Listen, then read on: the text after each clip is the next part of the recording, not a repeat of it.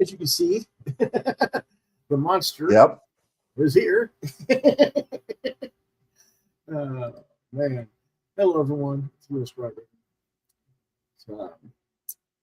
Quoth, Raven for Saturday, November 15th. We're doing a special edition review show because I had medical appointments on Thursday and was just too wiped out afterwards to do a show on Thursday evening.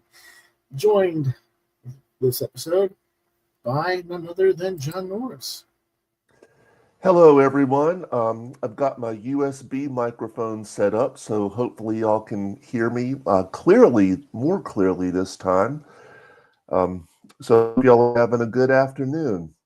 Yeah. Well, this little monster has been bugging me ever since I got up today. I don't know why exactly. I fed him, but I fed him more than his usual. But as long as he's eating, I guess that's all that matters. Yep. Alrighty, folks. Let's get started. We got a shorter show this week because I just didn't have time to review everything, but hopefully we got some stuff to entertain you. We're going to start with 1986, a fanzine by Jim Rugg for $20. It's, again, a fanzine retrospective of the year 1986. It was released, I believe, in 2018. I got this from powerpulp.com. What it's about. 1986 scene is part history, part celebration of the greatest year in comics history. In 1986, The Dark Knight, Mouse, Watchmen, manga, self-publishing, graphic novels, and explosion of comic stores changed American comics forever. The 1986 scene collects art, ads, media, first appearances, quotes, press releases, editorials, covers, articles, comments, and reviews about the big ideas, books, and creators that made the year 1986 monumental. Whether you're reliving it or visiting 86 for the first time, this zine will entertain and surprise you. The most magical year in comics history like you've never seen it before. What did I think? Well, I will certainly give Jim Rugg kudos for his enthusiasm, and I think he certainly does try to make a mention of damn near everything that was popular in 1986. I kind of felt like it was thrown in a blender without any structure to the presentation. And that could be just, how I interpreted it because I only got a quick read through. But that may have been intentional. He may have been trying to recapture that dizzying sense of child and teen wonder as all this stuff was going on all around you at the time. But as a comic historian, I would have liked to have seen something a little bit more structured. But maybe it was structured. I don't know. It could have been structured in a way that just didn't register with me when I was reading it. It could be set up in release points of when it came out chronologically. It sure didn't feel like it to me. But I could be wrong. I'm going to have to revisit the magazine at some point to recheck that. Now, I certainly enjoyed looking at all the ads and the media content that he presented. There are quite a few things I had not seen before. Which is not surprising, as back in 86, I was not going to San Diego Con, nor was I enamored with the industry scenes of the era like Amazing Heroes. I think, he does a very good job and a very heartfelt effort as a historian on that level, and I respect him for that. Overall, it was an interesting, and I probably could spend more time with it, researching things that stand out to me that I didn't know about at the time and haven't really had a chance to seek out. But I have to ask, was 1986 the greatest year of comics? I don't know if I totally agree with that assessment. It was certainly within the best 2 to 5 year range. I tend to think that 85 was the better year personally because it set the tone for 86. But that's a topic of discussion for another time. Maybe I can even get Jim Rugg on the show as a guest sometime and we can talk about it. Because I thought it was kind of like that mixed blender, whirly bird type thing going on. I only gave it a 4. But if I can, when I revisit this, if I can figure out what the structure he was trying to do, I might come back and give it a better score. But let's take a quick look at the magazine. Well, can I don't think there's enough 1986s on that cover. Okay. Are you sure? No, there's plenty. especially on the back cover. Okay. But yeah, I mean, this is, you know,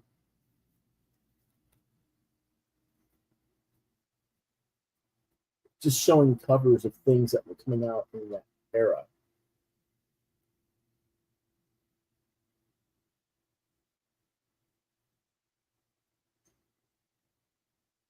Yep. And of course, Cool. we make a big deal about the Man of Steel and Wonder Woman and all those things that were coming out in '86. But you got to remember, those books would not have existed if 1985 hadn't done Crisis of Infinite Earths. Right. So that's why I think 85 kind of set the tone. But then he does this, and this is kind of a weird thing. I thought this would be like the content page, and there'd be like interviews. This is actually just a copy of the contents from number 86 of Amazing Heroes.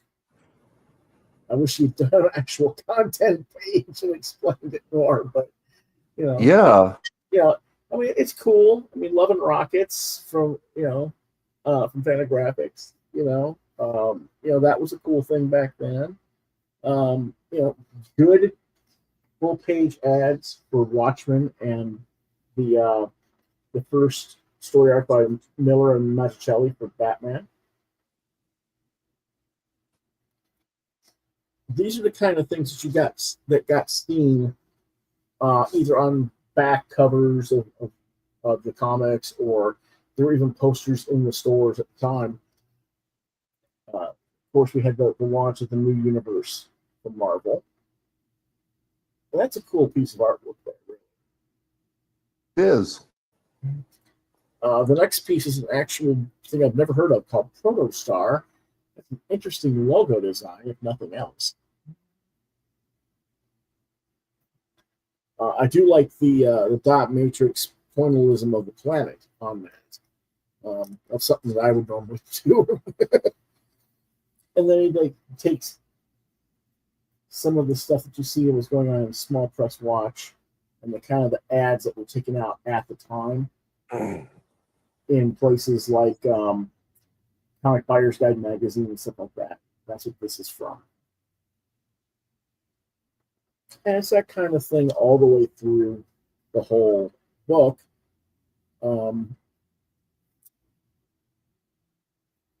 Here's the '86 Comic-Con zine cover that was done by Romita Sr. Cool.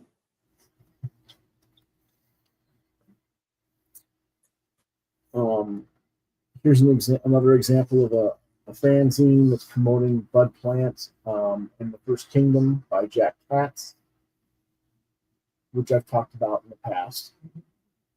That series. And then there's another, this is a commercial for a store, Transformer store. That was like one of Jim's stores that he went to as a kid in the '80s in Pittsburgh, where he lives. So that's kind of a cool thing. This is what was going on for promotion for Akira. Whoops.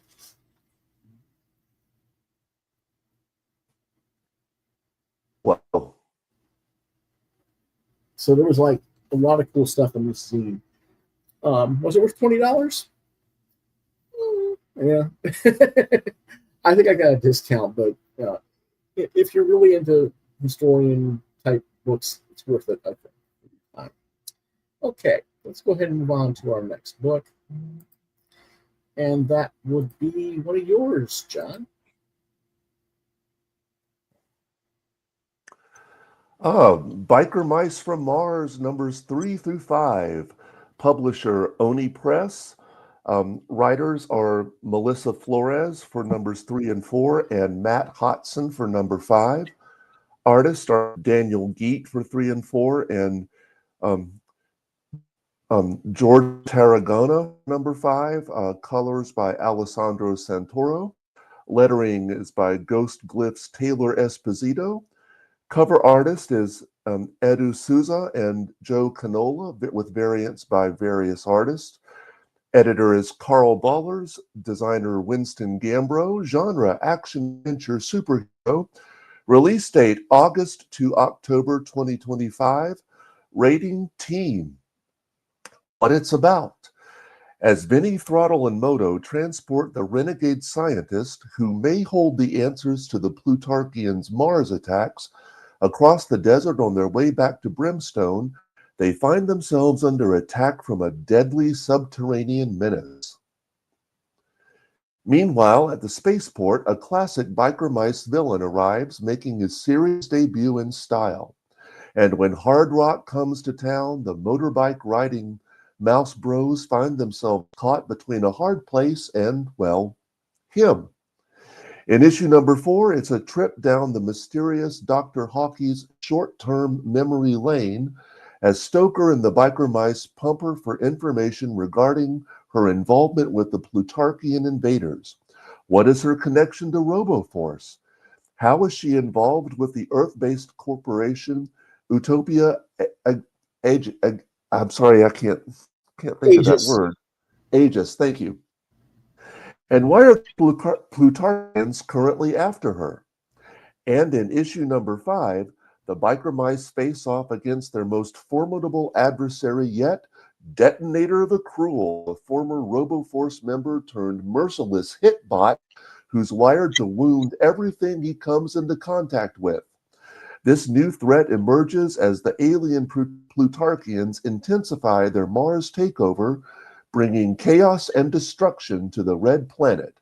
Throttle, Moto, and Vinny must do their very best to stop Detonator from completing his mission of murder when he targets Dr. Hockey for total termination. Oh man, are these a trio of great issues. Flores and Geet, as always, do a very nice job of balancing great action sequences with nice character moments. It's nice to see Hard Rock make his debut, even though he uses his musical skills for evil, which I can't say I approve of.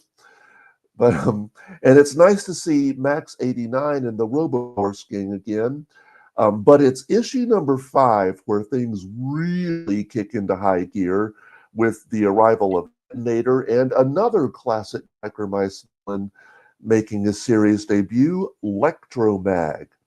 Hodson and Tarragona take over with this issue, and I think it's a very smooth transition. I'm really liking what I'm seeing with Tarragona's art so far. His line work feels a bit cleaner than Geet's, for lack of a better word. I really like his take on Limburger, and he makes Electromag look really cool. These 3 issues and number 5 in particular really kicked things up a notch, so I'm going to kick my rating up a notch as well and give it 5 stars. Okay, that is cool, actually. I took a quick look at some of this stuff. I tend to like Tarragona's work better than Geet's as well, but both of them, reasonably well done. So this is the Geet art book where you were introduced to Hard Rock. Yep. And the colors by Santoro are just, particularly on the page where Rock's being introduced, is like really interesting how they try to use the color to balance the page, so to speak. You've got the darker inset panel as panel 1, and then he's sitting there playing his guitar, and you'll notice that the light of the top left corner is the same color of orange as the guitar. Mm-hmm.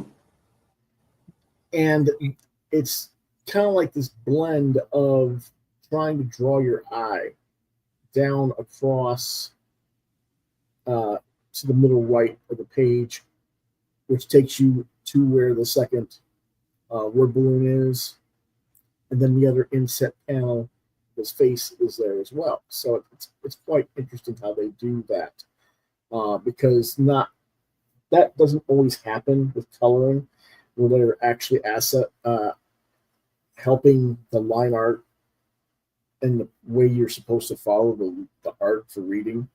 So I was impressed with that. Some of the other art I wasn't as quite as keen on, but like I didn't care for the worm, the way the worms were done here. He, throws the worms. It's purple or pink here, but then over here it's like it's stale. Not. I would have liked it to be the same color all the way through. It's almost like the color palette on that one. But and then you can see he's wiping the stuff off his face for the thing. So it's like, okay, quite interesting that they did that. Let's see. I don't know if there's another page for art. Yes, there is. Okay. This is Geet as well, right? Yes. Okay. I did like the face up on the top right panel here. Yep. Go ahead. Yeah, that's Throttle. Yeah, I like that too. I wasn't quite sure what Max has in his hand there.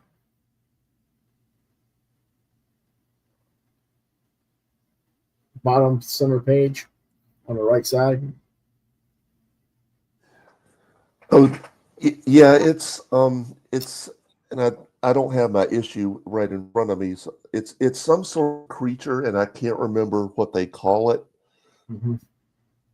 Yeah, it just seemed kind of weird that he's got such big hands normally as a robot, and then you see in the top right corner, it's like this tiny little thing, and yet his hand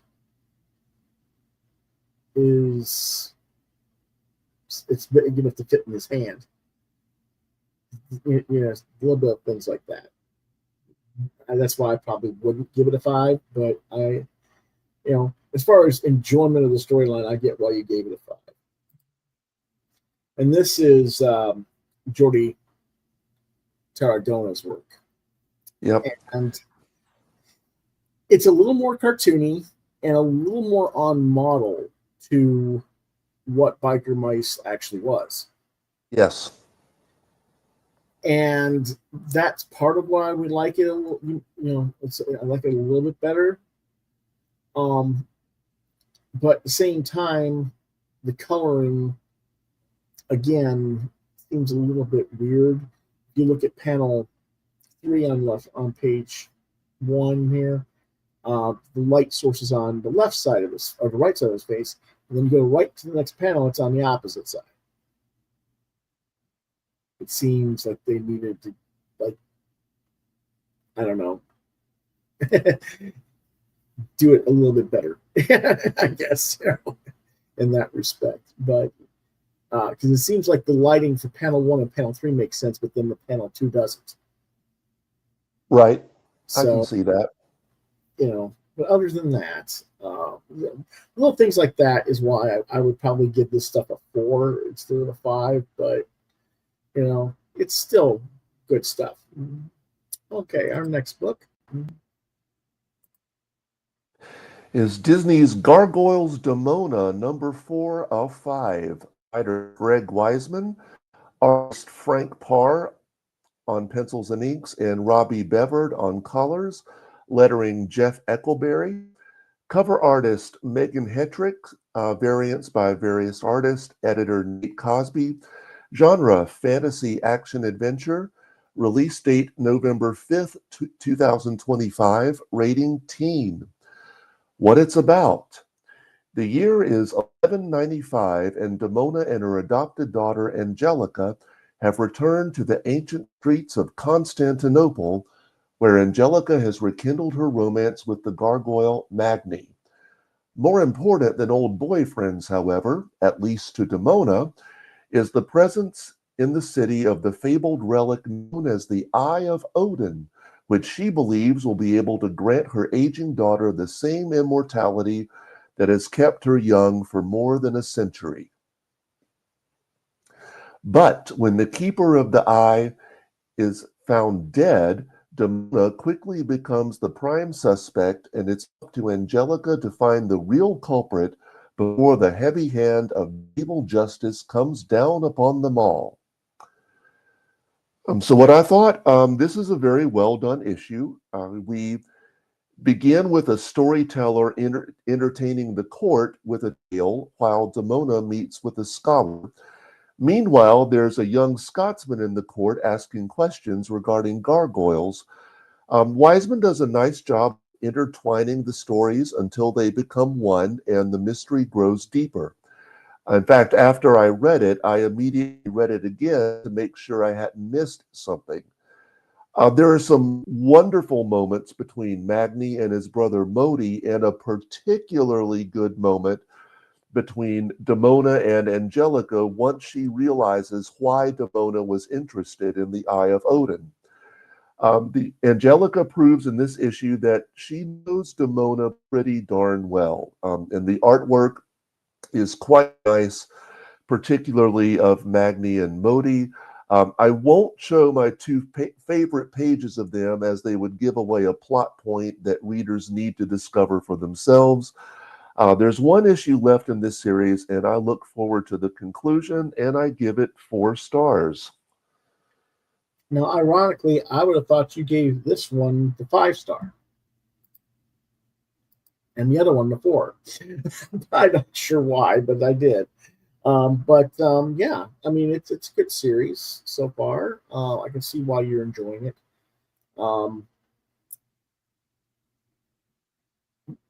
There's a good interplay going on with Wiseman's script between Demona and Angelica, like you say.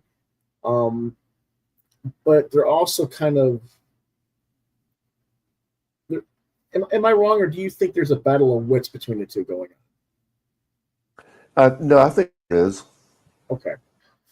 I don't normally, since I'm not a Gargoyles fan, I'm not really familiar enough with the characters enough to really say, okay, how is this doing it? I know Wiseman's the guy who created all the characters, and so it's on point.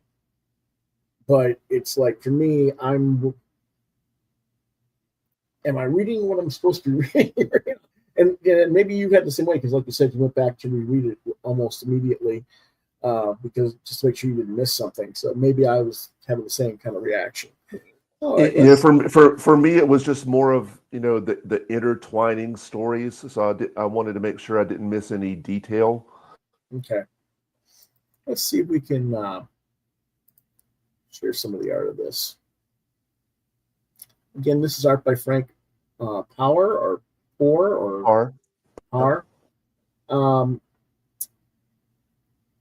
of got a Raven gargoyle going on there. Yeah, I thought you might like that.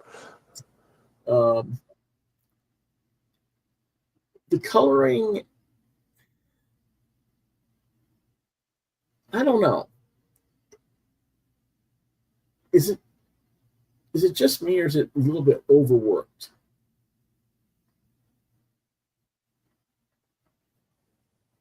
I mean, it didn't come across that way to me personally. Okay. All right, it's probably just me then.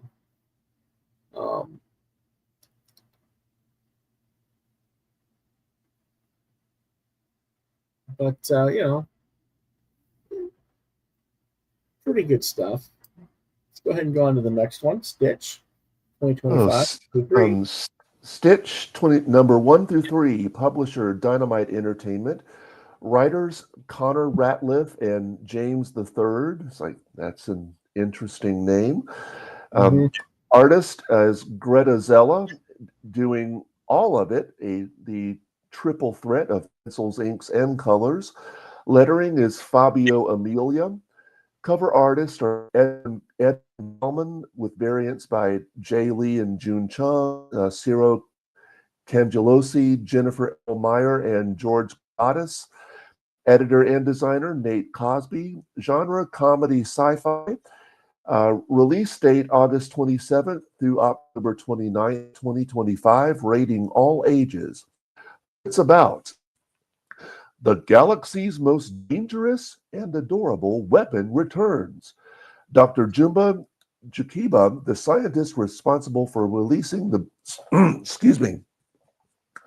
releasing the blue-furred phenomenon known as Stitch onto an unsuspecting galaxy, is in danger of losing his membership in Eggs, the evil genius group / syndicate. Excuse me, I'm going to take a sip of water here. Yeah, go ahead. All right. With all the time that he's been spending on Earth, Dr. Jumba hasn't earned enough villain points to re-up next year. And while he no longer considers himself fully evil, he really wants to stay in Eggs, mainly for their great dental plan. And believe me, I understand the importance of having a great dental plan and complimentary intergalactic travel lounges. So, what's a morally flexible genius do? Why, create a series of evil inventions in an attempt to remain qualified, of course. There's just one problem. Well, two, if you count Pleakley's vain attempts to rein in the good doctor. Stitch is a wild card that Jumba can never properly account for in his calculations, and the fuzzy little ball of chaos always finds a way to ruin every one of his brilliant inventions. So, what's a genius like Jumba to do when he just can't quite shake his diabolical ways? Invent things, of course. Thus, he invents Diabologel, a gel that will give him a hairdo that will make people hair do his bidding. The newfangled doohickey, and that's their words, folks, not mine, which makes things and people switch bodies, and then the Wishmaster 5000, which will make your wishes come true, with an evil twist, of course. Needless to say, Pleakley does not approve of any of them, and needless to say, Stitch gets his hands on them and creates more chaos. It's perfectly fine material for an all-ages series. But here's the thing. Back in May, I reviewed Dynamite's original Lilo and Stitch series here on the show. That series is the best thing I have read from Dynamite to date. It is beautifully written and illustrated, highlighting the original movie's Ohana theme and representing different cultures in a very positive and respectful way. Next to that series, this series feels like a bit of a come down. And I say come down instead of let down because there's really nothing intrinsically wrong with it. It's very cute, and Stitch is his lovable self. But whereas the first series feels like a true all-ages series for kids and adults alike, this one feels more aimed at kids. The story and art have more of a children's book feel to them, which again is not a bad thing. I just prefer the first series, but I will continue to read this one. Edwin Gelman provides some lovely covers, and I wouldn't mind seeing him do some interiors, I almost said inventions, but interiors for a Stitch comic in the future.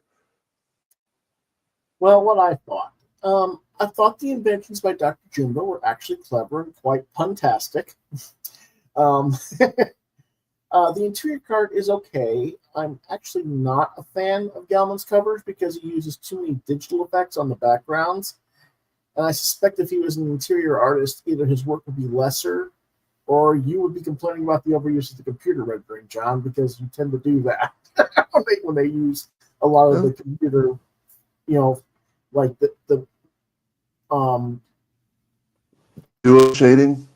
Yeah, that's just my opinion, though. I mean, I could be wrong. You know, you have to wait and see what the guy did if he actually did do interiors. But Yeah. but I think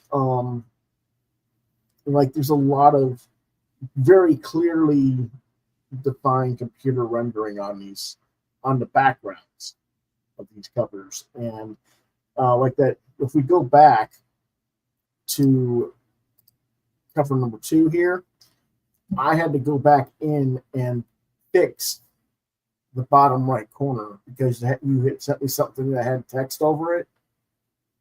And that's when I really noticed it, because I had to sit there and play with it for like an hour and a half trying to get it to look right, to get the lettering out of it and make it look like the actual cover. So it's like, yeah, I'm not happy with that. And I don't know, I think we can show it a little bit here. You can see this kind of like fingerprint shadowing over here, and then this fingerprinting type stuff. I can't, over here on the guardrail, and you probably can't tell, but I had to completely clean up the whole wood grain underneath the plank here. So, okay. But things like that, I don't know if he would really make a good interior artist if he constantly was reliant upon that kind of stuff. Gotta put the cat down. But anyway, you give it a 3.5. I'll give the book a 3. Like you, I think the original series that we reviewed before with the Ohana theme, the family theme, more represents the whole of the brand rather than this story. This arc was more about Stitch and Dr. Juneba, whereas Right. and when you don't have the family in there as well, it just seems to be lacking something. I think, and that's because part of what keeps Stitch in control of himself, or it is his relationship with the girl. Yeah, Lilo. Yep. Lilo, and if you don't have her in there, then for all intents and purposes, you should have a very destructive, just destroying everything and being a threat to everybody. So I was like, yeah, but at least you're trying to make it, amusing and not overly excessively violent or something like that. But theoretically, that's what he's supposed to be. So I don't know. But anyway, let's go ahead and move on with the next review. Oh wait, we gotta show some of the art. I'm sorry. Here you go. There's the art with Blakely, and he's wishing for the chance to just like be on his own and not have Dr. Juneba, and it works, but it doesn't work because he's like, he gets a wife that's made out of the burgers or something. Yes. Yep. He's like, wait, I'm not even married. What are you doing here? Yeah. But yeah, whatever, lettuce lips.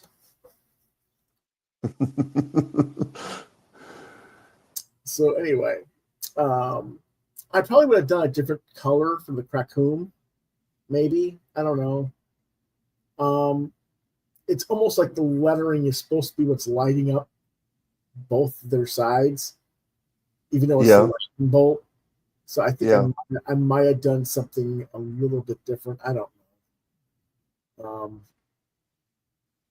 It's not bad by any means, but I don't know. It makes sense, though. It's just me. Anyway, our next book is 10-Ton Titan Terrier, original graphic novel for $12.99 from Papercutz Mad Cave Studios, written by David Pepos, artist Ornella Greco, lettering Justin Birch, title logo designed by Tim Daniel, books designed by David Reyes, and edited by Adam Walenta. Genre, science fiction, mecha monster comedy, age rating, kids/all ages. Release date was October 2025, but I didn't get mine in store until after Halloween. Boo! Distributors. What it's about. When an asteroid unleashes a horde of alien monsters known as biotitans, Earth must turn to a suit of extraterrestrial battle armor to save the day. But there's just one catch. Because the only creature on the planet capable of turning that suit on is an 11-inch tall terrier named Holly. Oh boy. So when the Biotitan threat escalating, by the second, Holly and her scientist owner Sam will find their unique bond tested as he trains his mischievous mutt. Say that 4 times faster. To become not just man's best friend, but ultimately humanity's only hope. Now, this book was just too damn cute. Design for Holly the Terrier is just adorable, and writer David Pepos knows how to balance the humor and the tension of the danger of the threat so that the reader is engaged without overwhelming them with all the science and dread consequences and whatnot that would only give a small child nightmares. Lord knows if this was written for normal comics audiences, meaning, middle-aged men, it would have been approached in the Grant Morrison We 3 style, and that just would have gutted the concept, in my opinion. The creators here take the work just seriously enough, but don't take themselves seriously, and really just want to have fun with it. Yes, there's a lot of nonsensical stuff going on, like how does this little dog understand how to fight in humanoid fighting forms, for example. And the writer doesn't get up all in your face with that, because that would be like over-explaining the story, and you don't need to think about it. The technological aspects of how that works, you can just let it go and not burden yourself with thinking about all of that. Unlike We 3, where Morrison shows you the animals being experimented on, explained the brain boxes to some level of degree and how that made them semi-communicative on a human level while still thinking as animals. And then later in that story, they had some bum take a screwdriver and remove this extremely sophisticated military device that no doubt would have a self-destruct mode if tampered with. Right off the dog's head and nothing happens. Yes, I know We 3 was a mature reader's book, but that's what I'm getting at. I'm citing the difference in approach and how when you overthink and try to adulterize stuff constantly, you can make something that just isn't very fun to read, in my opinion. Terrier, however, gets it right, in my opinion. Ornella Greco's art is just enough American cartoon blended with the sensibilities of Japanese manga that it should appeal to modern young audiences across the board. It should also appeal to the kids of the 80s and 90s, i.e. their parents, who grew up with SWAT Cats, Dexter's Laboratory, Danny Phantom. Danny Phantom might have actually been early 2000s, but I don't know. But those kind of cartoons, anyway. And this is a perfect Christmas gift for a young 8 to 10-year-old reader, so look for it online or in comic book stores. When you're shopping for your little comics fan, I'll give it a 5 out of 5. Let's take a look at a little bit of the art here.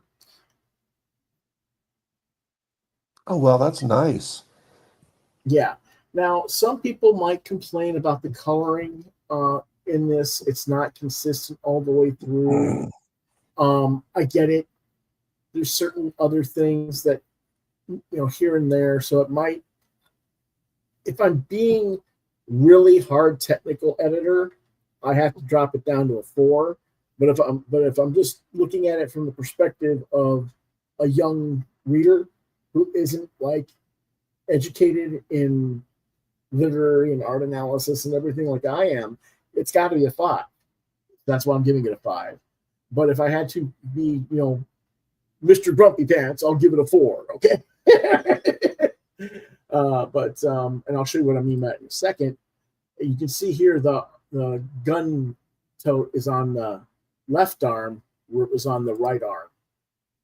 are, back beyond opposite arms. Little things Okay. like that. Little things like that are there to pick on if you really want to pick on it, is what I'm saying. Um, but other than that, just a really great book. Let's but I don't show Holly, so let me show Holly really quick so that you guys understand what's actually running this.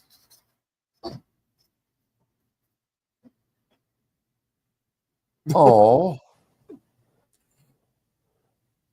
Holly is cute. Mm-hmm.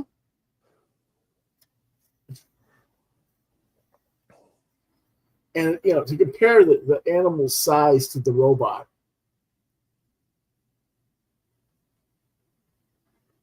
it's like sitting in the cockpit inside the head running this thing, and you're like, how in the world does this work? But you just have to put your mind away and not think about it, and just enjoy it for what it is. Here's some more of the where Sam and it's going after the croc back up. Just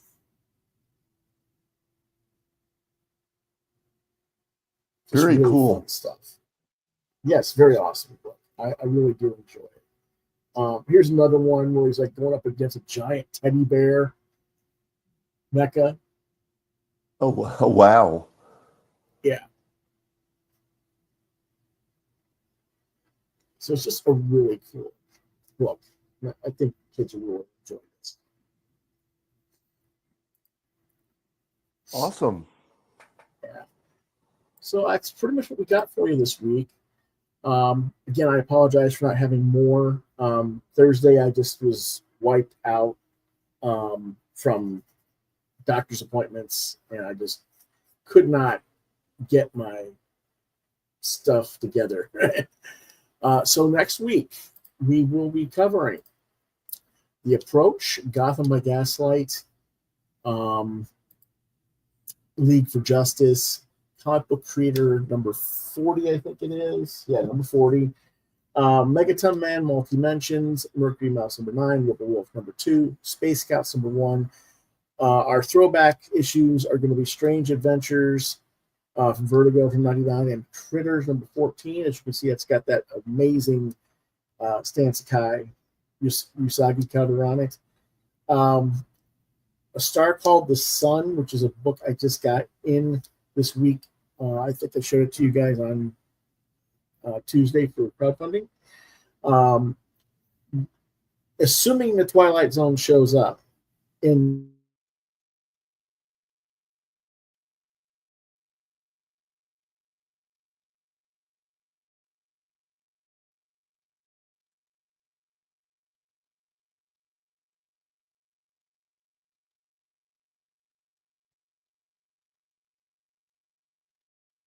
You still there?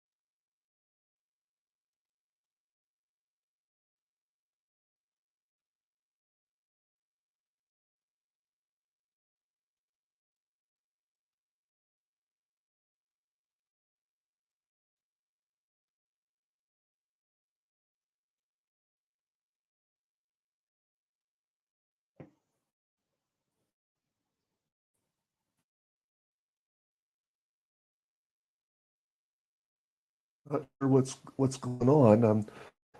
I don't think I'm not frozen up on my end. I think.